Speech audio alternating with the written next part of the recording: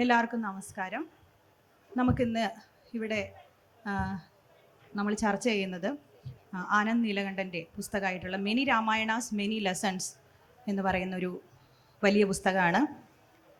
ഈ പുസ്തകത്തിൽ അദ്ദേഹത്തെക്കുറിച്ച് പ്രത്യേകിച്ചൊരു ഇൻട്രഡക്ഷൻ്റെ ആവശ്യമില്ല. ഒരു ഇന്ത്യൻ മിഥോളജിയെ വളരെ നമുക്ക് ഏത് സാധാരണക്കാരനും വായിക്കാവുന്ന വളരെയധികം റീഡബിൾ ആയിട്ടുള്ള ഒരു ഫോർമാറ്റിൽ അവതരിപ്പിക്കുന്ന രീതിയാണ് അദ്ദേഹത്തിൻ്റേത്. വളരെയധികം കേരളത്തിൽ നിന്ന് നമ്മളുടെ ഒരു റെപ്രസെൻറ്റേറ്റീവ് ആയിട്ടൊരു മിഥോളജിയുടെ ഒരു ഐക്കണായിട്ട് തന്നെ അദ്ദേഹം റെപ്രസെൻറ്റ് ചെയ്യപ്പെടുകയാണ്. അദ്ദേഹത്തിൻ്റെ കോൺവെർസേഷനിലേക്ക് സ്വാഗതം. Thank you. ഈ പുസ്തകത്തിൽ ഇദ്ദേഹം സമ്മറൈസ് ചെയ്യുകയാണ്. നമ്മുടെ പലതരം രാമായണങ്ങളാണ് അദ്ദേഹം അത് കൂട്ടിച്ചേർത്തിരിക്കുന്നത്. അതുപോലെ തന്നെ വാൽമീകി രാമായണത്തിലെയും സൗത്ത് ഇന്ത്യയിലെ മറ്റ് ലാംഗ്വേജുകളിലെ രാമായണങ്ങളെയും അതുപോലെ തന്നെ നമ്മൾ ഭക്തി പ്രസ്ഥാന കാലത്തുള്ള രാമായണങ്ങളെയും എല്ലാത്തിനും എന്താണ് ഇത് തമ്മിലുള്ള സട്ടിൽ ഡിഫറൻസസ് ഉണ്ടാകാം, കാര്യമായിട്ടുള്ള ഡിഫറൻസസ് ഉണ്ടാകാം, അതെന്താണെന്നാണ് അദ്ദേഹം ഈ കൃതിയിൽ പറയാൻ ശ്രമിച്ചിരിക്കുന്നത്. അതുപോലെ തന്നെ എന്താണ് ഹിന്ദു മിഥോളജി, എങ്ങനെയാണ് വാൽമീകി രാമായണം മെഡീവൽ ഒരു മധ്യകാലഘട്ടത്തിലൂടെയും ഭക്തി പീരീഡിലൂടെയും അതുപോലെ തന്നെ ഫോക്ലോറിലൂടെയും നമ്മുടെ വാമൊഴി സാഹിത്യത്തിലൂടെയും മുന്നോട്ട് പോയത് മാറിയത് എന്നും കാണിക്കുകയാണ്. സർ, ഈ പുസ്തകം സാർ ഡെഡിക്കേറ്റ് ചെയ്തിരിക്കുന്നത് അച്ഛനമ്മമാർക്കാണ്. രാമായണം എനിക്ക് പരിചയപ്പെടുത്തി തന്ന അച്ഛനമ്മമാർക്കാണ് ഇത് പരിചയപ്പെടുത്തിയിരിക്കുന്നത്. ഏത് രാമായണമാണ് സാർ പരിചയപ്പെട്ടത്? രാമായണം നമ്മൾ സാധാരണ കേൾക്കുന്നത്, വീടുകളിൽ ഇപ്പോൾ കേൾക്കുന്നത് പൊതുവേ ഭക്തി കാലഘട്ടത്തിൽ എഴുതിയ രാമായണമാണ് പൊതുവേ കേൾക്കുന്നത്. അപ്പോൾ എന്നെ പരിചയപ്പെടുത്തിയതും അതേ രാമായണം തന്നെയാണ്. അതിൽ എഴുത്തച്ഛൻ്റെ രാമായണവും അതിൽ നിന്ന് കുറച്ചൊക്കെ വ്യത്യസ്തമായിട്ട് കമ്പയറുടെ രാമായണമാണ്. വാൽമീകി രാമായണം പൊതുവേ ആരും വീടുകളിൽ പരിചയപ്പെടുത്താറില്ല. കാരണം വാൽമീകി രാമായണവും ഭക്തി രാമായണവും തമ്മിൽ ധാരാളം വ്യത്യാസങ്ങളുണ്ട്. ഇപ്പോൾ രാമായണം നമ്മൾ നോക്കുകയാണെങ്കിൽ കാലഘട്ടങ്ങളിലൂടെ പല സംസ്കാരങ്ങളിലൂടെ പല ഭാഷകളിലൂടെ കടന്നു പോയപ്പോൾ പല രീതിയിൽ അത് മാറിയിട്ടുണ്ട്. അപ്പോൾ നമ്മൾ പൊതുവേ കേൾക്കുന്ന രാമായണം ഒരു പ്രത്യേക വീക്ഷണകോണിൽ കൂടി എഴുതിയ ഒരു കാലഘട്ടത്തിൻ്റെ ആവശ്യമായിട്ട് എഴുതിയ രാമായണമാണ് നമ്മൾ സാധാരണ കേൾക്കുന്നത്. അത് രാമനെ പുരുഷോത്തമനായിട്ട് കാണുന്ന രീതിയിലുള്ള ഒരു രാമായണം മാത്രമാണ് പൊതുവേ ഹിന്ദു ഭവനങ്ങളിൽ ചർച്ച ചെയ്യാറുള്ളതും. അത് എന്താ പറയുക, ആധ്യാത്മികവുമാണ്, മതപരവുമാണ്. പക്ഷെ ഇതല്ലാത്തൊരു മാനം രാമായണത്തിനുണ്ട്, സാംസ്കാരികമായ ഒരു മാനമുണ്ട്. അത് ഇന്ത്യയുടെ അതിരുകളിൽ മാത്രമല്ല അത് ഒതുങ്ങി നിൽക്കുന്നതെന്ന് പറയാനാണ് ഈ ബുക്ക്. അത് ഇന്ത്യക്ക് പുറത്തേക്കും സഞ്ചരിച്ചിട്ടുണ്ട്. അത് എഴുതപ്പെട്ട രാമായണങ്ങളുമുണ്ട്, എഴുതപ്പെട്ടതിൻ്റെ എത്രയോ ഇരട്ടി വാമൊഴിയായിട്ടുള്ള രാമായണങ്ങളുണ്ട്. അതിൽ തന്നെ അത് ബൗദ്ധന്മാർ നോക്കുമ്പോൾ അതെങ്ങനെയാവുന്നു എന്നുള്ളത്, ജൈനന്മാർ നോക്കുമ്പോൾ രാമായണം എങ്ങനെയായിട്ട് മാറുന്നു, ചില സ്ഥലങ്ങളിൽ കാത്തോലിക്സിൻ്റെ ദൃഷ്ടി കൂടി അങ്ങനെയുള്ള രാമായണങ്ങളുണ്ട്. പല ട്രൈബൽസിൻ്റെ രാമായണമുണ്ട്, മംഗോളികളുടെ രാമായണമുണ്ട്, ഖൊഥാനി രാമായണങ്ങളുണ്ട്, മുസ്ലിം രാമായണങ്ങളുണ്ട്. ഇതിൻ്റെയൊക്കെ വാല്യൂ സിസ്റ്റവും വാല്യൂ ഒക്കെ മാറി മാറി മാറി മാറി മാറി പോവുകയാണ്. ഇതെന്താണ് വാൽമീകി രാമായണം? വാൽമീകി രാമായണം തന്നെ ഒന്നല്ല കേട്ടോ, വാൽമീകി രാമായണം തന്നെ പലതുണ്ട്. അത് അവിടെ നിന്ന് എങ്ങനെ അത് മാറി മാറി പോയി എന്നുള്ളതിൻ്റെ ഒരു അന്വേഷണം പോലെയാണ് ബുക്ക്. പക്ഷേ ഇതൊരു ഇപ്പോൾ പോളാ റിച്ച്മാൻ്റെ മെനി രാമായണാസ് ഉണ്ട്, കാമില ബുർക്കയുടെ ഉണ്ട്, അതുപോലെ സ്കോളർലി ആയിട്ടുള്ള വർക്കുകൾ ധാരാളം ഉണ്ട്. പക്ഷേ ഇതൊരു സ്കോളർലി വർക്കല്ല, ഇതൊരു സ്റ്റോറി ടെല്ലറുടെ വർക്കാണ്. ഇപ്പോൾ ഒരു കഥ പോലെ പറഞ്ഞു പോയേക്കാണ് ഇത്. അപ്പോൾ അതിൻ്റെ ഒരു വ്യത്യാസം ഉണ്ടാവും. അത് ഈ കഥകളുടെ വ്യത്യാസങ്ങളാണ് പറഞ്ഞു വരുന്നത്, ഒരേ സാധനം. അപ്പോൾ ഞാനിത് ബേസിക്കലി ഇത് ചെയ്തിരിക്കുന്നത് വെച്ചാൽ എൻ്റെ പല കൃതികൾ ഞാൻ പല വീക്ഷണകോണിൽ കൂടിയും ചെയ്തിട്ടുണ്ട്. ഇപ്പോൾ ആദ്യം എഴുതിയ അസുര 13 കൊല്ലം മുമ്പ് എഴുതിയ അസുര, മലയാളത്തിൽ മാതൃഭൂമി പബ്ലിഷ് ചെയ്ത രാവണൻ, എല്ലാ 10-24 ഭാഷയിൽ വന്നിട്ടുണ്ട്. അത് രാവണനും പിന്നെ ഭദ്രൻ എന്ന് പറയുന്ന ഒരു സാധാരണ അസുരൻ്റെയും വീക്ഷണകോണിൽ കൂടി രാമായണം കാണുന്ന ഒരു ബുക്കായിരുന്നു അസുര ടെയിൽ ഓഫ് ദ വാൻക്വിഷ്ഡ് എന്ന് പറഞ്ഞ് 2012 പബ്ലിഷ് ചെയ്തത്. പിന്നെ മഹാഭാരത സീരീസ് വരെ പബ്ലിഷ് ചെയ്തിട്ടുണ്ട്. രാമായണ സീരീസിൽ പറയുകയാണെങ്കിൽ വാനര എന്ന് പറഞ്ഞ് പെൻഗ്വിൻ പബ്ലിഷ് ചെയ്തൊരു ബുക്ക് ഉണ്ടായിരുന്നു. അതും പല ഭാഷകളിലും, മലയാളത്തിൽ വാനരൻ എന്ന് പറഞ്ഞ് മാതൃഭൂമി പബ്ലിഷ് ചെയ്തിട്ടുണ്ട്. അത് ബാലിയുടെ വ്യൂ പോയിന്റിൽ നിന്ന്, അത് കുറേയൊക്കെ കുറേ ഒരു ട്രൈബൽ രാമായണത്തിൽ നിന്ന് എടുത്താണത്. മധ്യപ്രദേശിലും അവിടെ ഇവിടെയൊക്കെയുള്ള ട്രൈബൽ രാമായണത്തിൽ നിന്നുള്ളൊരു വ്യൂ പോയിന്റിൽ നിന്നാണ് ബാലി ഹീറോ ആയിട്ടും സുഗ്രീവൻ ഒരു ആൻറ്റി ഹീറോ ആയിട്ടും ഒരു പ്രതിനായക സ്ഥാനത്ത് സുഗ്രീവനെ നിർത്തിക്കൊണ്ടിട്ടുള്ള ഒരു രാമായണമാണ് വാനരൻ. പിന്നെ പെൺ രാമായണം എന്ന് പറഞ്ഞ് മലയാളത്തിലും വാൽമീകിസിലെ ആക്ച്വലി 2-3 കഥകൾ കൂടുതലുണ്ട്. അത് താടക, ശാന്ത, മീനാക്ഷി, മന്ഥര ഇങ്ങനെയൊക്കെ ഒതുങ്ങിക്കിടക്കുന്ന ക്യാരക്ടേഴ്സിനെ വെച്ചിട്ട് സ്ത്രീപക്ഷത്തിൽ നിന്ന് എഴുതിയൊരു ബുക്കായിരുന്നു അത്. അപ്പോൾ ഇതിൻ്റെയൊക്കെ പിന്നെ ഇതിൻ്റെ വിപരീതമായിട്ട് ഞാൻ ടെലിവിഷനിൽ എഴുതിയിട്ടുണ്ട് കേട്ടോ. ഞാൻ ഈ ഭക്തി രാമായണങ്ങൾ തന്നെ എഴുതിയിട്ടുണ്ട്. സിയാക്കെ രാം എന്ന് പറഞ്ഞിട്ട് സ്റ്റാർ ടി വിയിൽ വന്നത്, മലയാളത്തിലും ട്രാൻസ്ലേറ്റ് ചെയ്ത് വന്നതാണ്.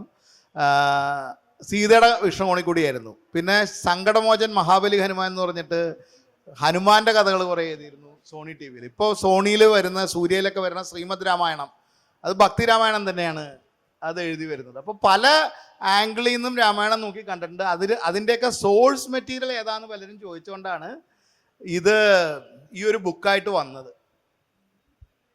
സാർ ഇതിൽ സാറ് പ്രിഫേസിൽ പറയുന്നുണ്ട് നമ്മളുടെ ഒരു കാസ്റ്റ് സിസ്റ്റം, ഒരു ഹൈറാർക്കി ഉള്ള ഒരു കാസ്റ്റ് സിസ്റ്റം, അത് കാരണം കൊണ്ട് പലപ്പോഴും ഒരു എഡ്യൂക്കേഷൻ, ലിറ്ററസി ഇതിനൊക്കെ ഒരു റൈറ്റ് പലപ്പോഴും ഇല്ലാതിരിക്കുകയും ആ കാലത്ത് പോലും രാമായണം സാധാരണ ജനങ്ങൾക്കിടയിലുണ്ട്. വരമൊഴിയായും അതുപോലെ തന്നെ ബാലഡ്സായും നാടകങ്ങളായും എല്ലാതും ഉണ്ട്.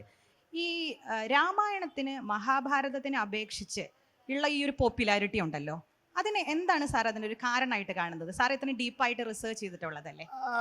മഹാഭാരതം പൊതുവെ കുറച്ചും കൂടി എന്താ പറയുക, ഇൻ്റലക്ച്വൽ ആണെന്ന് സ്വയം വിചാരിക്കുന്നവർ ഇഷ്ടപ്പെടുന്ന ഒരു ബുക്കാണ് മഹാഭാരതം. കാരണം അതിൽ ധാരാളം ചിന്തിക്കാനും കഥാപാത്രത്തിനുള്ള ആഴങ്ങളൊക്കെ ഉണ്ട്. അപ്പോൾ നമ്മൾ കുറേ വിദ്യാഭ്യാസമൊക്കെ കഴിഞ്ഞ് കഴിയുമ്പോൾ വീട്ടിൽ പണ്ട് കാരണവന്മാർ പറയും മഹാഭാരതം വായിക്കണ്ട, കാരണം മഹാഭാരതത്തിൽ കണ്ടമാനം ഡിബേറ്റിനുള്ള സ്കോപ്പ് ഉണ്ട്, അതുകൊണ്ടാണ് കലഹം ഉണ്ടാവുമെന്ന് പറയുന്നത്. രാമായണം പക്ഷേ ഒരു സ്റ്റോറി സ്ട്രക്ചർ എന്നുള്ള രീതിയിൽ ഏറ്റവും ഫണ്ടമെൻ്റലായിട്ട് കഥ എഴുതാൻ ആഗ്രഹമുള്ള ആരും ആദ്യം പഠിച്ചിരിക്കേണ്ട ഒരു സാധനം രാമായണത്തിൻ്റെ സ്ട്രക്ചറാണ്, സ്റ്റോറി സ്ട്രക്ചറാണ്. അത് എല്ലാം കറക്റ്റ്. സിനിമ എഴുതുകയാണെങ്കിലും കഥ എഴുതുകയാണെങ്കിലും ഇപ്പോൾ ഞാൻ 10,500 മണിക്കൂറിൻ്റെ ടെലിവിഷൻ സീരീസ് എഴുതിയിട്ടുണ്ട്. OTT ആയാലും നെറ്റ്ഫ്ലിക്സ് ആയാലും ആമസോൺ ആയാലും ഹോട്ട്സ്റ്റാർ ആയാലും സിനിമകൾ, ബുക്കുകൾ, ഷോർട്ട് സ്റ്റോറീസ്, ട്രാവലോഗ്, എന്ത് എഴുതിയാലും ഫണ്ടമെൻ്റൽ ആയിട്ടുള്ള രാമായണം പഠിച്ചിട്ടാണെന്നുള്ളതാണ് പറയുക. ബേസിക് ആയിട്ട് വരുന്ന രാമായണത്തിൻ്റെ ഒരു സ്ട്രക്ചർ ഉണ്ട്. ഈ സ്ട്രക്ചറാണ് അതിൻ്റെ ഫസ്റ്റ് സ്ട്രെങ്ത്ത്.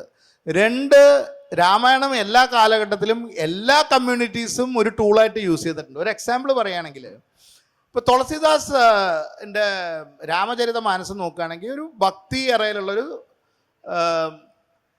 ഭയങ്കര പോപ്പുലറായ, മിഡീവൽ എറയിൽ പോപ്പുലറായ, ഉത്തരേന്ത്യയിൽ പോപ്പുലറായ, ഇവിടെ എഴുത്തച്ഛൻ്റെ രാമായണം പോലെ പോപ്പുലറായതാണ് തുളസിദാസിൻ്റെ രാമായണം. പക്ഷെ തുളസിദാസിൻ്റെ രാമായണത്തിൽ ചില വരികൾ നമ്മൾ നോക്കുകയാണെങ്കിൽ പ്രശ്നങ്ങളുള്ള വരികൾ കാണും. കാരണം ഇത് പല ആൾക്കാർ പല രീതിയിൽ എഴുതിയതാണ്. അപ്പോൾ ചില ശ്ലോകങ്ങളുണ്ട്, ദോഹകളുണ്ട്, അത് ചെണ്ടയും സ്ത്രീയെയും ശൂദ്രനെയും തല്ലാം എന്നൊക്കെ അർത്ഥം വരുന്ന ശ്ലോകങ്ങളുണ്ട്. ഇതൊരു റെബല്യനായിട്ട് ആണ് അദ്ദേഹം എഴുതിയത്. പക്ഷെ അദ്ദേഹത്തിൻ്റെ കാലഘട്ടത്തിലെ പ്രിജുഡീസ് അതിൽ വന്നിട്ടുണ്ട്. ആരെഴുതുന്നോ അവരുടെ വീക്ഷണം അതിൽ വരും. അപ്പോൾ ഉത്തരേന്ത്യയിൽ തന്നെ ഒരു ദളിത് സമൂഹമുണ്ട്. ഞാൻ അതിൻ്റെ റെഫറൻസ് പറയുന്നുണ്ട്, രാംനാമി എന്ന് പറഞ്ഞിട്ട്. ഇപ്പം ഇവർ വളരെയധികം ജാതിയുടെ പ്രശ്നങ്ങൾ നേരിട്ടിരുന്ന സമൂഹമാണ്. ഇപ്പം ഇവരെ അടിക്കുകയായിരുന്നു ആൾക്കാർ. അപ്പോൾ ഇവർ അടിക്കാണ്ടിരിക്കാൻ എന്താ ചെയ്യുന്നത് വെച്ചാൽ മേല് മുഴുവൻ ഇവർ രാമനാമം പച്ചകുത്തും. അങ്ങനെയാണ് ഇവർ അടിയിൽ നിന്ന് രക്ഷപ്പെട്ടിരുന്നത്. എന്നിട്ട് അവർ ഈ തുളസീദാസിൻ്റെ രാമായണം റീറൈറ്റ് ചെയ്തു വാമൊഴിയായിട്ട്. അതിൽ ഈ പറയണ പ്രശ്നമുള്ള വരികളൊക്കെ മാറ്റിയിട്ട് ഈ ദളിത് കവികൾ, എഴുത്തുമാനെ അറിയില്ല അവർക്ക്, ആ കാലഘട്ടത്തിലാണെന്ന് ഓർക്കണം, അന്നേ റെബല്യനാണ്. എഴുത്തുമാനെ അവർക്ക് അവകാശമില്ല, എഴുത്തുമാനെ അറിയില്ല. പക്ഷെ ഇത് കാണാതെ പഠിച്ചിട്ട് ആ വരികൾക്ക് പകരം മനോഹരമായ മാനുഷികമായ വരികൾ എഴുതിയിട്ട് തുളസീദാസിൻ്റെ അതേ രാമായണം ഒരു പാട് കിടക്കും, മേല് മുഴുവൻ പച്ച കുത്തിയിട്ട്. ഇത് ആ ഒരു റെബല്യൻ പോലെ തിരിച്ചങ്ങോട്ട് യൂസ് ചെയ്തിട്ടുണ്ട്. ഇതെപ്പോഴും ഒരു സൈഡിൽ നിന്ന് മാത്രമല്ല. അപ്പോൾ അത്തരം കൃതികളാണ് ഇതിൽ പറഞ്ഞു പോകുന്നത്. അതുപോലെ ഇപ്പോൾ ജൈന രാമായണത്തിലെ ചില വേർഷൻസിൽ ഏതൊക്കെയാണെന്നുള്ളത് ഞാൻ റെഫർ ചെയ്തിട്ടുണ്ട്. ജൈന രാമായണത്തിലെ ചില വേർഷൻസിൽ അഹിംസയാണല്ലോ ജൈന മതം പറയുന്നത്. അപ്പോൾ രാവണനെ വധിക്കാൻ പറ്റില്ല. കാരണം രാമൻ ഒരു തീർത്ഥങ്കരനാണ്, രാമൻ ഒരു അഹിംസയുടെ മൂർത്തിയായിട്ടാണ് അതിൽ കാണിക്കണത്. ഗാന്ധി ഗീതയിൽ അഹിംസ കണ്ട പോലെ അല്ല കേട്ടോ പറയുന്നത് ഞാൻ. രാമൻ അതിൽ അഹിംസയായിട്ടാണ് ജൈനന്മാർ കണക്കാക്കുന്നത്. അപ്പോൾ ആരാണ് രാവണനെ വധിക്കുന്നത്? ലക്ഷ്മണനാണ് രാവണനെ വധിക്കുന്നത്. അതിൻ്റെ കർമ്മഫലം എന്താണ്? ലക്ഷ്മണൻ നരകത്തിലേക്ക് വിടുകയാണ് ജൈനന്മാർ. അങ്ങനെയും രാമായണമുണ്ട്. ബൗദ്ധരാമായണത്തിൽ രാമനും സീതയും ലക്ഷ്മണനും അയോധ്യയിലെ രാജാക്കന്മാരല്ല, അയോധ്യയിലെ കുടുംബത്തിലെ അല്ല, വാരണാസി എന്നാണ്. വാരണാസിയിൽ, കാശിയിലാണ് ജനിക്കുന്നത് അവർ. അപ്പോൾ കാശിയിലെ രാജാവാണ്, പെങ്ങളാണ് സീത. അതിൽ ആരെയും വിഷമിപ്പിക്കാൻ പറയല്ലോ, ഇങ്ങനത്തെ രാമായണങ്ങൾ ഉണ്ടെന്ന് പറയാണ്. ഭക്തി രാമായണങ്ങൾ നോക്കേണ്ടവർ എഴുത്തച്ഛൻ്റെ രാമായണോ തുളസിദാസിൻ്റെ രാമായണോ വായിക്കുക എന്നുള്ളതല്ലാതെ അല്ലാത്ത രാമായണങ്ങൾ ഉണ്ടെന്ന് പരിചയപ്പെടുത്തുന്നു മാത്രമേ ഉള്ളൂ ഈ ബുക്കിൽ. എങ്ങനെയാണത് പറഞ്ഞു പോയേക്കണം എന്നുള്ളത്. പക്ഷെ ബേസിക്കലി വാൽമീകി രാമായണം ആണോ യഥാർത്ഥ രാമായണം എന്ന് ചോദിച്ചു കഴിഞ്ഞാൽ അതൊരു ക്വസ്റ്റ്യനായിട്ട് വരും. കാരണം വാൽമീകി രാമായണത്തിൽ തന്നെ പല മുൻ രാമായണങ്ങളുടെ റെഫറൻസ് ഉണ്ട് എന്നുള്ളതാണ് ആദ്യത്തേത്. കാകഭൂഷണ്ടിയുടെ രാമായണം ഉണ്ടെന്ന് വാൽമീകി പറയുന്നുണ്ട്, നാരദൻ്റെ രാമായണമുണ്ട്, ഹനുമാന്റെ രാമായണമുണ്ട്. പിന്നെ കാകഭൂഷണ്ടിയുടെ കോൺസെപ്റ്റ്, കാകഭൂഷണ്ടി എന്ന് പറഞ്ഞൊരു കാക്കയുടെ രൂപമുള്ള ഒരു സന്യാസി വരനെ കുറിച്ച് രാമായണത്തിൽ പറയുന്നുണ്ട്. അത് പറഞ്ഞു പോകുമ്പോൾ ഭയങ്കര രസമാണ്. എപ്പോഴൊക്കെ രാമൻ ആദ്യമായിട്ട് കാകഭൂഷണ്ടിയെ ഇൻട്രൊഡ്യൂസ് ചെയ്യുന്ന സമയത്ത് തുളസിദാസിൻ്റെ രാമായണത്തിലെ ഉത്തരകാണ്ഡത്തിൽ, നമ്മൾ ഇന്നത്തെ കാണുന്ന ഉത്തരകാണ്ഡം അല്ല ഉള്ളത്, കാകഭൂഷണ്ടിയായിട്ടുള്ള സംഭാഷണമാണ് ഉത്തരകാണ്ഡമായിട്ട് പറയണത്. കാകഭൂഷണ്ടിയുടെ എപ്പോഴൊക്കെ രാമൻ ജനിക്കുന്നോ അപ്പോഴൊക്കെ കാകഭൂഷണ്ടി വരും അത്രേ. അങ്ങനെ പല യൂണിവേഴ്സസ് ഉണ്ട്, പല വിശ്വങ്ങൾ, പല ലോകങ്ങളുണ്ട്. പല ലോകങ്ങളിൽ പല സമയങ്ങളിൽ രാമായണങ്ങൾ നടന്നുകൊണ്ടേയിരിക്കുകയാണ്, പല രീതിയിൽ. ഇതേപോലെ പോലുമല്ല, പല രീതിയിൽ. പക്ഷെ എവിടെയൊക്കെ രാമൻ്റെ ജന്മം വരുമോ അവിടെയൊക്കെ കാകഭൂഷണ്ടിക്ക് സ്പേസും ടൈമും കാലാതീതമായിട്ട് സ്ഥലാതീതമായിട്ട് പറന്ന് എന്നിത് കാണാൻ പറ്റുന്നുള്ള ഒരു തിയറിയാണ് അതിൽ പറയുന്നത്. അപ്പോൾ കാകഭൂഷണ്ടിയോട് ചോദിക്കേണ്ട എത്ര രാമായണമുണ്ട്, കണക്കറ്റ രാമായണങ്ങൾ ഉണ്ടെന്നുള്ളതാണ് ഉത്തരം പറയുന്നത്. ഇനി അതവിടെ നിൽക്കട്ടെ, അത് കഥ എന്ന് വെക്കാം. വാൽമീകി രാമായണം തന്നെ 3 കിട്ടിയിട്ടുണ്ട് സംസ്കൃതത്തിൽ തന്നെ. ഈ സംസ്കൃതം തന്നെ ദേവനാഗരി മാത്രമല്ല, ലിപി, പല ലിപികളിൽ സംസ്കൃതം എഴുതിയിട്ടുണ്ട്. പല ബ്രഹ്മിയിൽ, നന്ദനാഗരിയിൽ, പല ലിപിയിൽ സംസ്കൃതം എഴുതിയിട്ടുണ്ട്. ഇവൻ മലയാള ലിപിയിൽ സംസ്കൃതം എഴുതാലോ. ലിപി വേറെ, ഭാഷ വേറെയാണ്. ഇപ്പോൾ നമ്മൾ മംഗ്ലീഷ് ടൈപ്പ് ചെയ്യണില്ലേ, മലയാളം ഇംഗ്ലീഷിൽ ടൈപ്പ് ചെയ്യണില്ലേ, അതുപോലെ സംസ്കൃതം എഴുതപ്പെട്ടിട്ടുണ്ട്. അങ്ങനെ രാമായണങ്ങൾ വന്നിട്ടുണ്ട്. അപ്പോൾ 3 രാമായണങ്ങൾ വിശിഷ്യ പറയും. ഒന്ന് നോർത്ത് വെസ്റ്റേൺ റെസൻഷൻ എന്ന് പറയുന്ന നമ്മുടെ പാകിസ്ഥാൻ, അഫ്ഗാനിസ്ഥാൻ, പഞ്ചാബ് ഭാഗങ്ങളിൽ കാശ്മീർ ബേസ് ചെയ്തിട്ട് നിലനിന്നിരുന്ന ഭാഗങ്ങളിലെ രാമായണം വാൽമീകി രാമായണം. ഗൗഡീയ രാമായണം എന്ന് പറയുന്ന ആസാം, ബീഹാറിൻ്റെ മിഥിലയുടെ പാർട്ട്, ഒഡീസ, ബംഗാൾ വരുന്ന സ്ഥലത്തെ ഗൗഡീയ രാമായണം. ദാക്ഷിണാത്യ വേർഷൻ എന്ന് പറയുന്നത് തെക്കൻ നാട്ടിലുള്ള നമ്മുടെ മഹാരാഷ്ട്ര മുതൽ, ദ്രാവിഡം എന്ന് പറയുന്നത് ശരിക്കും മഹാരാഷ്ട്ര മുതൽ അങ്ങ് തുടങ്ങും. ഇന്നത്തെ ദ്രാവിഡമല്ല, കാരണം അന്ന് അഫ്ഗാനിസ്ഥാൻ മുതലാണ് അവർ ഇതെടുത്തിരുന്നത്. അപ്പോൾ ദ്രാവിഡം എന്ന് പറയുന്നത് വിന്ധ്യയ്ക്ക് താഴെയുള്ളതാണ്. വിന്ധ്യയ്ക്ക് താഴെയുള്ള മഹാരാഷ്ട്ര മുതലുള്ള താഴേക്കുള്ള ഭാഗങ്ങൾ, ശ്രീലങ്ക വരെ ഉള്ള ഭാഗങ്ങളിൽ ഉണ്ടായിരുന്ന ദാക്ഷിണാത്യ വേർഷൻ എന്ന് പറയുന്ന സംസ്കൃത രാമായണം. മലയാള, തമിഴ് രാമായണമല്ലേ പറയണം. സംസ്കൃതത്തിൽ തന്നെ 3 വാൽമീകി രാമായണത്തിന് വേർഷൻ ഉണ്ട്. അതിൽ സൗത്ത് ഇന്ത്യൻ വേർഷൻ 30% കൂടുതൽ ശ്ലോകങ്ങളുണ്ട്. ഇതിൽ തന്നെ പല വൈജാത്യങ്ങളും ഉണ്ട്, പല വിപരീതങ്ങളും ഉണ്ട്, ഐറണി ഉണ്ട്, അത് തമ്മിലുള്ള കോൺട്രാഡിക്ടറി ആയിട്ടുള്ള കാര്യങ്ങളും ഉണ്ട്, ഇതെല്ലാം തമ്മിൽ. ഇനി ഇതേ സാധനം ഇപ്പം കമ്പര് എഴുതണ സമയത്ത്, കമ്പര് ദക്ഷിണാത്യ, അതായത് സ്വാഭാവികമായിട്ട് നമ്മൾ വിചാരിക്കുക ദക്ഷിണ ഭാരതത്തിലുണ്ടായിരുന്ന രാമായണത്തിൽ നിന്നാണ് കമ്പര് ആദ്യമായിട്ട് തമിഴിലേക്ക് ട്രാൻസ്ലേറ്റ് ചെയ്യുമ്പോൾ ചെയ്യുന്നത് എന്നുള്ളത്. കമ്പര് ധാരാളം കൂട്ടിച്ചേർത്തിട്ടുണ്ട് കേട്ടോ. കമ്പര് വളരെ എന്താ പറയുക, കമ്പരാമായണത്തിൽ വളരെ കാവ്യാത്മകമായിട്ട് രാമൻ്റെ സീതയുടെയും പ്രണയം വർണ്ണിച്ചു പോകുന്ന ഏറ്റവും മനോഹരമായിട്ടുള്ളൊരു ബുക്കാണ് കമ്പര്. തുളസിദാസ് രാമായണത്തിൽ കാണുന്ന പല പ്രോബ്ലംസും നമ്മൾ ഇന്നത്തെ കാലത്തെ വീക്ഷണത്തിൽ നോക്കുമ്പോൾ കമ്പരാമായണത്തിൽ കാണാൻ പറ്റില്ല. കമ്പര് എഴുതിയ രാമായണം പക്ഷെ കൂടുതൽ എടുത്തിരിക്കുന്നത് നോർത്ത് വെസ്റ്റേൺ വേർഷനിൽ നിന്നുള്ള പഞ്ചാബ് ആ ഏരിയയിലുണ്ടായിരുന്ന രാമായണത്തിൽ നിന്നാണ് കമ്പര് എടുത്തിരിക്കുന്നത്. ഉദാഹരണത്തിന് കമ്പരുടെ രാമായണത്തിൽ ശാന്ത എന്ന് പറയുന്ന കഥാപാത്രത്തെ കാണാൻ പറ്റില്ല. ഞാൻ കാട് കയറി പോവുകയാണെങ്കിൽ പറയണം കേട്ടോ. ശാന്ത എന്ന് പറയുന്ന കഥാപാത്രം ആരാണ്? ശാന്ത എന്ന് പറഞ്ഞ കഥാപാത്രം രാമൻ്റെ പെങ്ങളാണ് ശാന്ത.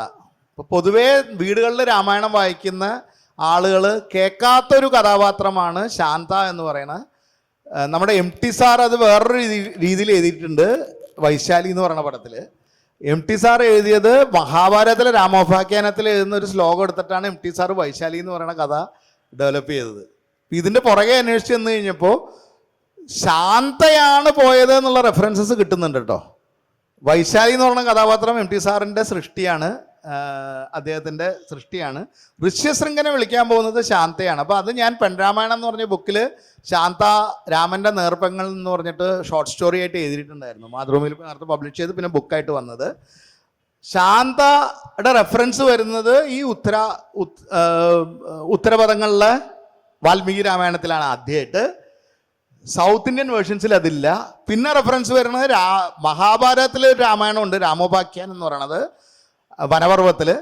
അതിൽ ഈ ശാന്തയുടെ റെഫറൻസ് വരുന്നുണ്ട്. പക്ഷെ അതിലെ കഥ ഏതാണ്ട് നമ്മുടെ വൈശാലിൽ പറഞ്ഞ പോലെ ശാന്ത നേരിട്ട് പോകുന്നില്ല, കുറേ ഗണികകളെ വിടുന്നു എന്നുള്ളതാണ്. അതിൽ നിന്നാണ് എം ടി സാർ എടുത്തിട്ട് വൈശാലി സിനിമ ഉണ്ടാക്കിയത്. പക്ഷെ മറ്റേ രാമായണത്തിൽ ശാന്ത തന്നെ നേരിട്ട് പോയിട്ടാണ് കൊണ്ടിരുന്നത്. ദശരഥൻ ശാന്തയെ ദത്ത് കൊടുക്കുകയാണ് ചെയ്യണത് മകന് വേണ്ടിയിട്ട്. ഇപ്പൊ രാമായണത്തിലെ കോൺട്രാഡിക്ഷൻസും അത് ചെയ്യുന്ന വാല്യൂം പറയാണ്. 2 കിങ്ഡംസ് നോക്കുക, 2 രാജ്യങ്ങൾ നോക്കുക. അയോധ്യയിൽ പുരുഷൻ മാത്രം മതി. ഒരു മകള് ജനിക്കുമ്പോൾ അച്ഛൻ മകളെ ദത്ത് കൊടുക്കുകയാണ്. തൻ്റെ സുഹൃത്തും ചില ഭാഷ്യങ്ങളിൽ തൻ്റെ സാലനായ കൗസല്യയുടെ ആംഗ്ലയായിട്ടുള്ള അംഗരാജനായ ലോമപാതൻ അല്ലെങ്കിൽ രോമപാതൻ എന്ന് വിളിക്കുന്ന അദ്ദേഹത്തിന് ദത്ത് കൊടുക്കുകയാണ്. എന്താ പ്രവചനം എന്താണ്? ഇദ്ദേഹം പോയി, ഈ ശാന്ത പോയി ഋഷ്യശൃംഖനെ കൊണ്ടുവരികയാണെങ്കിൽ ഇവിടെ പുത്രകാമേഷ്ടി നടത്തിയ പുത്രൻ ജനിക്കുന്നു. അതിന് കോൺട്രാസ്റ്റിംഗ് ആയിട്ട് ഉപനിഷത്തുകളിൽ നമ്മൾ നോക്കുകയാണെങ്കിൽ ഏറ്റവും പല ജനകന്മാരുണ്ട്. ജനകൻ എന്ന് പറഞ്ഞു കഴിഞ്ഞാൽ ഡെമോക്രാറ്റിക്കലി എലക്റ്റഡ് ആയിട്ടുള്ള ലീഡറാണ്. ജനങ്ങൾ എലക്ട് ചെയ്യണോണ്ടാണ് ജനകനാവുന്നത്. പല ജനകന്മാരുണ്ട് ഉപനിഷത്തുകളിൽ. പക്ഷെ ഈ പറയുന്ന സീതയുടെ അച്ഛനായിട്ടുള്ള ജനകൻ്റെ ഏറ്റവും വലിയ ഉപനിഷത്തുകളിലും വേദങ്ങളിലും പണ്ഡിതനായിട്ടാണ് കണക്കാക്കുന്നത്. അദ്ദേഹത്തിനും അദ്ദേഹത്തിൻ്റെ മകൻ, ചില വേർഷൻസിൽ അദ്ദേഹത്തിന് തന്നെയാണ് 4 മക്കളും, അല്ലെങ്കിൽ കുശധ്വജൻ അദ്ദേഹത്തിൻ്റെ ആങ്ങളയുടെ മക്കളാണ് മറ്റു 2 പേരും, ഭരതൻ്റെയും ശത്രുഘ്നൻ്റെയും ഭാര്യയായിട്ടുള്ള മാണ്ഡവിയും ശ്രുതകീർത്തിയും കുശധ്വജൻ്റെ മക്കളാണ്. പക്ഷെ ആ കുടുംബത്തിലെവിടെയും പുരുഷൻ വേണം എന്നുള്ള, പുത്രൻ വേണം എന്നുള്ളൊരു ചിന്ത തന്നെ വരുന്നില്ല. എല്ലാം പെൺമക്കളാണ്. ജനകൻ ഒരിക്കലും ഒരു പുത്രനെ ഉണ്ടാവുക, അയോധ്യയുടെ നേരെ ഓപ്പോസിറ്റ് ആയിട്ടാണ് ജനകൻ വരുന്നത്. ഇത് രാമായണത്തിൽ തന്നെ ഹൈലൈറ്റ് ചെയ്ത് പോകുന്ന ഭാഗങ്ങളാണ്. പല ഭക്തി രാമായണത്തിൽ ഇത് ഹൈലൈറ്റ് ചെയ്യാത്തതും വാൽമീകി രാമായണത്തിലും മറ്റേത് പ്രോപ്പറായിട്ട് ഹൈലൈറ്റ് ചെയ്ത് ഇതിനെക്കുറിച്ചുള്ള ഡിബേറ്റ് നടത്തി പോകുന്നതും ആയിട്ടുള്ളൊരു കാര്യമാണ് ഇതിൽ വരുന്നത്. സാർ ഇപ്പോൾ പറഞ്ഞു കണക്കറ്റ രാമായണം ഉണ്ടെന്ന് പറഞ്ഞു. സാർ ഈ പ്രിഫേസ് കൺക്ലൂഡ് ചെയ്യുന്നത് ഇത് വായിച്ച നിങ്ങൾ അൺസാഷ്യേറ്റഡ് ആണെങ്കിൽ നിങ്ങൾ എഴുതൂ എന്ന് പറയുന്നുണ്ട്. അപ്പോൾ ഇതാണ് രാമായണത്തിൻ്റെ ഒരു ക്വിൻറ്റസെൻസും ഈ വർക്കിൻ്റെ ഒരു ക്വിൻറ്റസെൻസും എന്ന് എനിക്ക് തോന്നി. അപ്പോൾ ഞാൻ ചോദിക്കുന്നത് സാർ, ഇതിൽ നമ്മൾ സാർ ഈ പുരാണങ്ങളെ കുറിച്ച് എഴുതുമ്പോൾ ഒട്ടും ഗ്ലോറിഫിക്കേഷൻ ഓഫ് ദി പാസ്റ്റ് ഇല്ല. അപ്പോൾ ആ ഒരു ലൈൻ ഓഫ് തോട്ട് സാർ എന്താണ്, അത് വളരെ കോൺഷ്യസ്ലി തിരഞ്ഞെടുത്തതാണോ? ഞാൻ പാസ്റ്റിനെ ഞാൻ അതിൻ്റെ ഒരു ഉത്തരവായിട്ടാണ് ഇതിന് മുമ്പത്തെ കഴിഞ്ഞ കൊല്ലം ഇറക്കിയൊരു ബുക്കുണ്ട്. ഇതിനൊക്കെ നേർ വിപരീതമായിട്ടോ ബുക്ക്. ഞാൻ എല്ലാ സ്ഥലത്തു നിന്നും ചിന്തിക്കുന്നുണ്ട് ഇതെന്നാണ്. അസുരമാർഗം എന്ന് പറഞ്ഞിട്ടൊരു ബുക്ക് ചെയ്തിട്ടുണ്ട് ഞാൻ. അത് അസുര വേ ഓഫ് ലൈഫ്. അത് പറയുന്നൊരു കാര്യമുണ്ട്, അതിൽ ഞാൻ എംഫസൈസ് ചെയ്തിരിക്കുന്ന ഒരു കാര്യമുണ്ട്. നിങ്ങൾക്ക് കാമം, ക്രോധം, ലോഭം, ഈ പറയുന്ന ഈ 6 ഷഡറിബുക്കൾ, 6 ശത്രുക്കൾ എന്നൊക്കെ പറയില്ലേ, ബൈബിളിൽ പറയും, ഖുറാനിൽ പറയും, എല്ലാ മതങ്ങളിലും പറയുന്ന ചില കാര്യങ്ങളുണ്ട്. നമുക്ക് ഉള്ളത് കൊണ്ട് തൃപ്തിപ്പെടുക, നമുക്ക് ദേഷ്യം തോന്നരുത്, അസൂയ തോന്നരുത് ആരോടോ, ഇതിനൊക്കെ എതിരായിട്ട് പറയുന്ന ഒരു ചിന്താ രീതിയാണ് അസുരമാർഗം എന്ന് പറഞ്ഞിട്ട് ഞാൻ എഴുതിയത്. കാരണം മനുഷ്യൻ്റെ പുരോഗതിക്ക് നമ്മൾ എന്ന് സാറ്റിസ്ഫൈഡ് ആവുന്നോ അന്ന് നമ്മുടെ പുരോഗതി തീർന്നു. ഞാൻ എഴുതുന്ന പുരാണമാണെങ്കിലും ചിന്തിക്കുന്നത് മുന്നോട്ടാണ്. നമ്മളിന്ന് നമുക്ക് എന്തുണ്ട് ഉള്ളത് കൊണ്ട് നമ്മൾ തൃപ്തിപ്പെട്ട് കഴിഞ്ഞാൽ നമ്മുടെ പുരോഗതി തീർന്നു, അധോഗതി തുടങ്ങി. എപ്പോഴൊക്കെ മനുഷ്യൻ ഉള്ളതൊന്നും പോരാ, ഇനിയും കൂടുതൽ വേണമെന്നൊരു അസുരനെ പോലെ ചിന്തിക്കുന്നു, അന്നേ മുന്നോട്ട് പോയിട്ടുള്ളൂ. ആദ്യത്തെ മനുഷ്യൻ ഇതുള്ളത് മതിയെന്ന് വിചാരിച്ചിരുന്നെങ്കിൽ നമ്മൾ ഇന്നും വിവസ്ത്രരായിട്ട് കാട്ടിൻ്റെ അകത്ത് കഴിഞ്ഞേനെ. ഇന്ന് നമ്മൾ ഈ കാണുന്ന പുരോഗതി മുഴുവൻ ഈ പറഞ്ഞ അസുര ചിന്തകളുള്ളവരുണ്ടാക്കിയതാണ്. അസുരചിന്ത എന്ന് പറഞ്ഞാൽ മോശമായിട്ടുള്ളൊരു ചിന്തയല്ല, മെറ്റീരിയലിസ്റ്റിക് ആയിട്ടുള്ള തോട്ട്. അപ്പോൾ ഇന്ത്യൻ ചിന്താസരണിയിൽ വളരെ ഇമ്പോർട്ടൻ്റ് ആയിട്ടുള്ളൊരു കാര്യമാണ് മെറ്റീരിയലിസം എന്നുള്ളത്. ഈ പറയണ അസൂയ പാടില്ല, അസൂയക്ക് ആവശ്യത്തിന് അസൂയ വേണം മനുഷ്യനാണെങ്കിൽ, ആവശ്യത്തിന് ദേഷ്യം വേണം മനുഷ്യനാണെങ്കിൽ. ദേഷ്യമില്ലാത്തവൻ എരുമയെ പോലെ പോത്തിനെ പോലെ എന്ന് പറയുന്ന സുഭാഷിതങ്ങളുണ്ട്. മഴ നനഞ്ഞ് പോത്ത് നിൽക്കും, അടി കൊണ്ടാലും പോത്ത് അവിടെ നിൽക്കും. ഇപ്പം നിഷ്കാമ കർമ്മം എന്നൊക്കെ പറയുന്നതിന് എതിരായിട്ട് വാദിക്കുന്ന ഒരു ബുക്കാണ് അസുരാവി. അപ്പം അതെൻ്റെ ഒരു ചിന്താ രീതിയാണത്. അപ്പോൾ പാസ്റ്റ് ഇന്ന് നമുക്ക് അഭിമാനിക്കാൻ ധാരാളം ഉണ്ട്, മോശമായിട്ടുള്ള ധാരാളം കാര്യങ്ങളും ഉണ്ട്.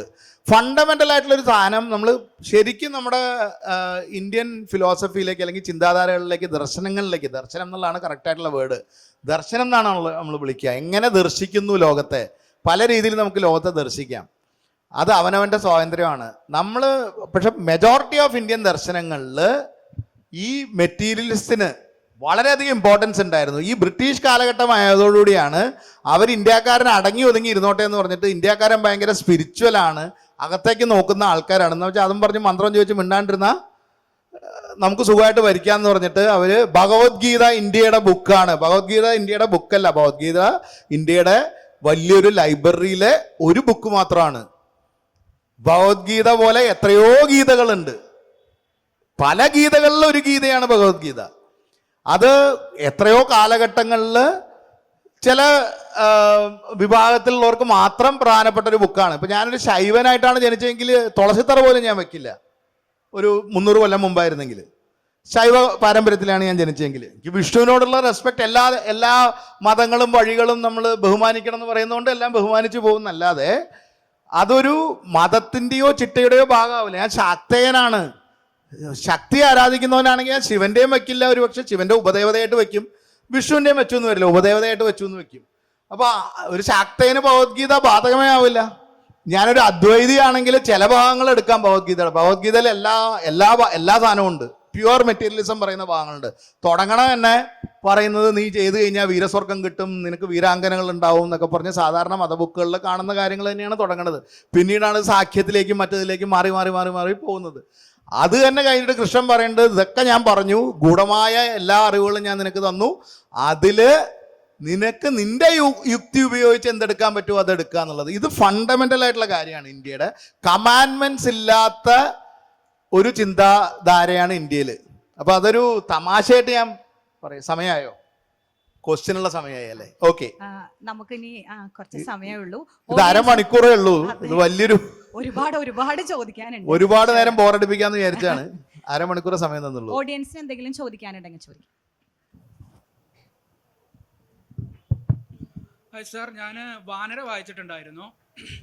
അപ്പോൾ ശരിക്കും എനിക്ക് ഫീൽ ചെയ്തത് MT രണ്ടാമൂഴം എഴുതിയതുപോലെ സാറ് അത് എഴുതിയത് അമാനുഷികമായ കാര്യങ്ങളൊക്കെ മാറ്റിവെച്ച് ബാലിയെ മെയിൻ കഥാപാത്രമാക്കി വെറും ഒരു ട്രൈബൽ ഹ്യൂമൻ എന്നുള്ള ഒരു കൺസെപ്റ്റിലാണ് എഴുതിയിരിക്കുന്നത്. സോ എനിക്ക് 2 ക്വസ്റ്റ്യൻസ് ആണുള്ളത്. ഒന്ന്, അതിൻ്റെ ആക്ച്വൽ സോഴ്സസ്. സാറ് പറഞ്ഞു മധ്യപ്രദേശിലുള്ള ഒരു ട്രൈബൽ രാമായണമാണെന്ന്. അത് മാത്രമാണോ അതോ വേറെ വല്ല മൾട്ടിപ്പിൾ സോഴ്സസ് ഉണ്ടോ? എസ്പെഷ്യലി ഇപ്പോൾ കിഷ്കിന്ധ വരുന്നത് കർണാടകത്തിലാണ്. കർണാടകത്തിൽ നിന്ന് അങ്ങനെ റിലേറ്റഡ് ആയിട്ടുള്ള വല്ല സോഴ്സസും കണ്ടെത്തിയിട്ടുണ്ടോ? സെക്കൻഡ് ക്വസ്റ്റ്യൻ, അതിൽ പറയാതെ പറഞ്ഞു പോയിട്ടുണ്ട് സീത രാവണന്റെ മകളാണെന്ന്. അതിൻ്റെ സോഴ്സ് എവിടെയാണെന്ന്. രണ്ടാമത്തെ ക്വസ്റ്റ്യൻ ആദ്യം പറയാം. ഏകദേശം എൻ്റെ അറിവിൽ ഞാൻ എൻ്റെ റെഫറൻസിൽ കൊടുത്തിട്ടുണ്ട്. ഏകദേശം 32ഓളം രാമായണങ്ങളിൽ സീത രാവണന്റെ മകളായിട്ട് വരുന്നുണ്ട്. ഇന്ത്യക്ക് പുറത്തുള്ള മിക്ക രാമായണങ്ങളും സീത രാവണന്റെ മകളായിട്ടാണ് വരുന്നത്. അതായത് ഇന്തോനേഷ്യൻ, തായ്, ഫിലിപ്പീൻസ്, ജാപ്പനീസ്, ബർമീസ്, ധാരാളം രാമായണങ്ങളിൽ, അതുപോലെ ഭൗമചര്യത്തിൽ ജൈന രാമായണങ്ങളിൽ 300 BC 400 BC എഴുതപ്പെട്ട രാമായണങ്ങളിൽ സീത രാവണന്റെ മകളായിട്ട് വരുന്നുണ്ട്. അപ്പോൾ അതൊരു വാൽമീകി രാമായണത്തിൽ സൈലന്റ് ആണ്, സീത ആരുടെ മകളാണെന്ന് പറയുന്നില്ല. അത് കൂടാതെ എത്ര രാമായണത്തിൽ വരുന്നുണ്ടെന്നുള്ളതിൻ്റെ റെഫറൻസസ് ഞാൻ കൊടുത്തിട്ടുണ്ട്. അത് ഒന്നാമത്തെ കാര്യം. രണ്ടാമത്, ഈ ഓറലായിട്ട് കർണാടകത്തിലുള്ളതിനേക്കാൾ കൂടുതൽ കിഷ്കിന്ധ ഹംപി ആണെന്ന് നമ്മൾ വിശ്വസിക്കുന്നു. പക്ഷെ ഇത് മധ്യപ്രദേശാണെന്ന് വിശ്വസിക്കുന്നവരുണ്ട്, തിരുപ്പതി ആണെന്ന് വിശ്വസിക്കുന്നവരുണ്ട്. എല്ലാ സ്ഥലത്തിനും പല ക്ലൈമറ്റ്സ് ഉണ്ട്. ഇത് ഹംപിയുടെ മാത്രം പ്രത്യേകതയല്ല കേട്ടോ. ഇന്ത്യയിലുള്ള എല്ലാ പുരാണങ്ങളിലും ഇവർക്ക് ഇപ്പോൾ പാണ്ഡവന്മാർ ഇതിലേക്ക് കറങ്ങി നടന്നിട്ടുണ്ട്. ശരിക്കും സ്വാഭാവികമായിട്ട് നടക്കുന്ന കാര്യമല്ല, പക്ഷെ അതെപ്പോഴും ആ ഒരു ട്രാൻസ്പോർട്ടേഷൻ എപ്പോഴും ഉണ്ടായിട്ടുണ്ട്. ഇപ്പോൾ ഇരുമ്പനം റിഫൈനറി ഇരിക്കുന്ന സ്ഥലം ഹിഡുംബവനമാണെന്നാണ്. എൻ്റെ തൃപ്പൂണിത്തുറയ്ക്ക് അടുത്താണ് ഇരുമ്പനം ഉണ്ടല്ലോ, കൊച്ചി റിഫൈനറി ഇരിക്കുന്ന സ്ഥലം. ഞാൻ അന്ന് കേട്ട് വളർന്നത് ഹിഡുംബൻ്റെ സ്ഥലമാണ്, ഹിഡുംബവനമാണെന്നുള്ളതാണ്. ഡൽഹിയിൽ എവിടെയോ കടന്നിരുന്ന പാണ്ഡവന്മാർ ഹിഡുംബനെ കൊല്ലാനായിട്ട് അന്ന് രാജധാനി എക്സ്പ്രസ് പിടിച്ച് വന്നോന്ന് എനിക്കറിയില്ല. പക്ഷേ ഈ കഥകൾ ഇങ്ങനെ ട്രാൻസ്പോർട്ടഡായിട്ട് പോകാറുണ്ട്.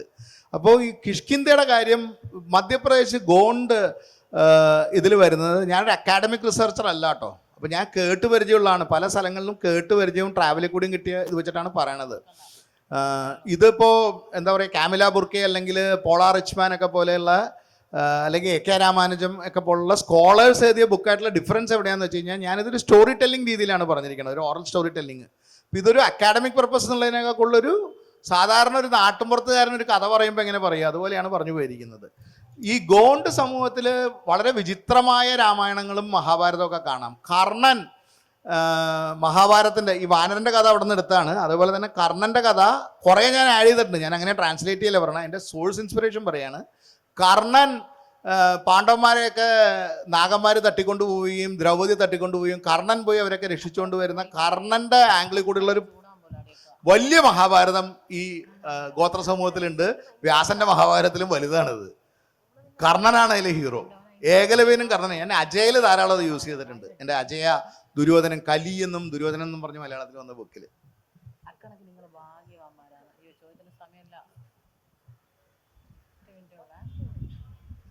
ഹലോ സർ, ഈ ഉത്തരാഖണ്ഡത്തിൽ രാമൻ സീതേനെ കാട്ടിലാക്കുന്നതിന് പല വേരിയേഷൻസ് ഉണ്ട്. പലതും ശരിയാണെന്ന് പറയുന്നു, പലതും തെറ്റാണെന്ന് പറയുന്നു. അപ്പോൾ പല വേർഷൻസ് ഓഫ് രാമായണം പഠിച്ച കാരണം സാറിന് എന്താണ് തോന്നുന്നത് അതിൻ്റെ ഒരു മൊറാലിറ്റീനെ കുറിച്ച്? ഒന്നാമത് ഉത്തരാഖണ്ഡം പിന്നീട് എഴുതപ്പെട്ടാണെന്നുള്ളതാണ് പണ്ഡിത മതം. ഉത്തരാഖണ്ഡം തന്നെ പല രീതിയിൽ എഴുതപ്പെട്ടിട്ടുണ്ട്. അപ്പോൾ എൻ്റെ ബുക്കിൻ്റെ കവറിൽ ഞാൻ കൊടുത്തിട്ടുണ്ട്, ഭർത്തൃഹരിയുടെ ഇതിൽ സീത പോകുന്നേ ഇല്ല, അതൊരു ഹാപ്പി എൻഡിങ് ആണ്. അവരെല്ലാവരും കൂടിയുള്ളൊരു പഴയ ഹിന്ദി തമിഴ് സിനിമയിലൊക്കെ കാണുന്ന പോലെ ഗ്രൂപ്പ് ഫോട്ടോയിലാണ് ആ രാമായണം എൻഡ് ചെയ്യണത്.